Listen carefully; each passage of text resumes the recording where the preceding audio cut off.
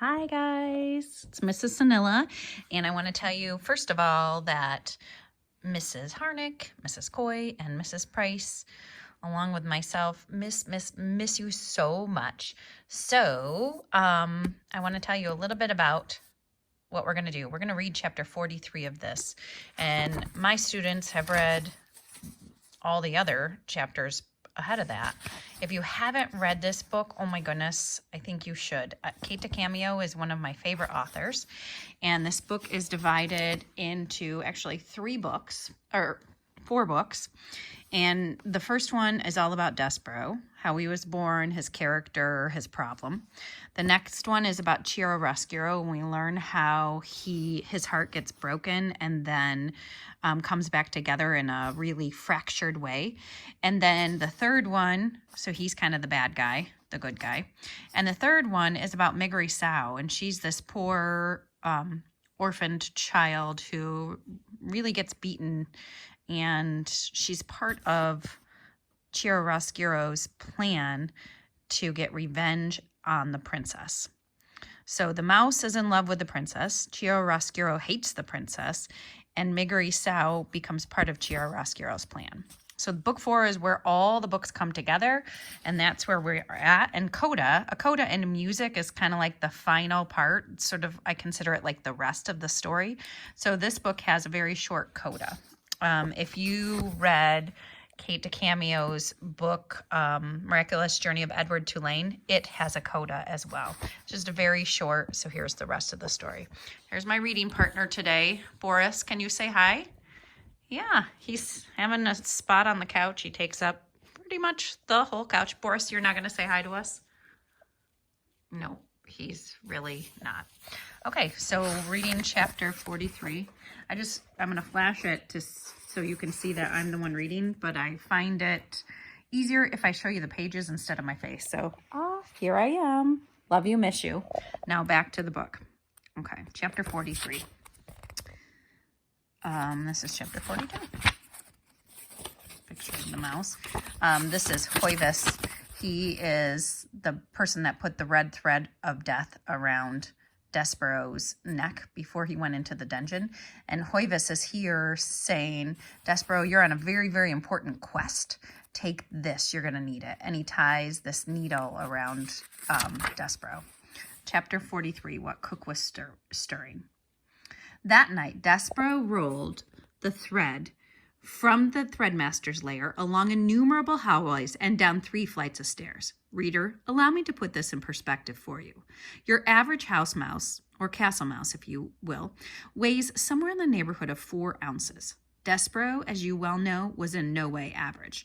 In fact, he was so incredibly small that he weighed about half of what an average mouse weighs, 2 ounces. That is all. Think about it. He was nothing more than 2 ounces of mouse pushing a spool of thread that weighed almost as much as he did. Honestly, reader, what do you think the chances are of such a small mouse succeeding in his quest? 0. Zip, 0, nada, goose eggs. But you must, when you're calculating the odds of the mouse's success, factor in his love for the princess. Love, as we have already discussed, is a powerful, wonderful, ridiculous thing, capable of moving mountains and spools of thread. Even with the love and purpose in his heart, Despero was very, very tired, and when he reached the door to the kitchen at midnight, his paws were shaking and his muscles were jumping, and the place where his tail should have been was throbbing. And he still had a very, very long way to go, into the kitchen and down the many stairs of the dungeon, and then through somehow, some way, through the rat-filled darkness of the dungeon itself, not knowing where he was going. And oh, reader, when he stopped to consider what lay ahead of him, Despero was filled with an icky feeling of despair. He leaned his head against a spool of thread and smelled the celery there, and he thought of Hoivis and how Hoivis seemed to believe in him and his quest.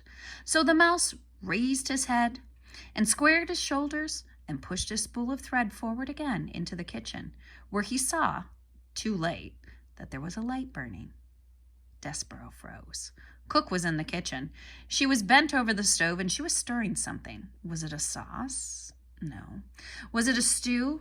No. What Cook was stirring was soup. Soup, reader, in the king's own castle against the king's law, right under the king's very nose. Cook was making soup. As the mouse looked on, Cook put her face into the steam rising from the pot and took a deep breath. She smiled a beatific smile, and the steam rose around her and caught the light of the candle and made a halo over her head. Despereaux knew how Cook felt about mice in her kitchen. He remembered quite clearly her instructions for Mig regarding himself. Kill him.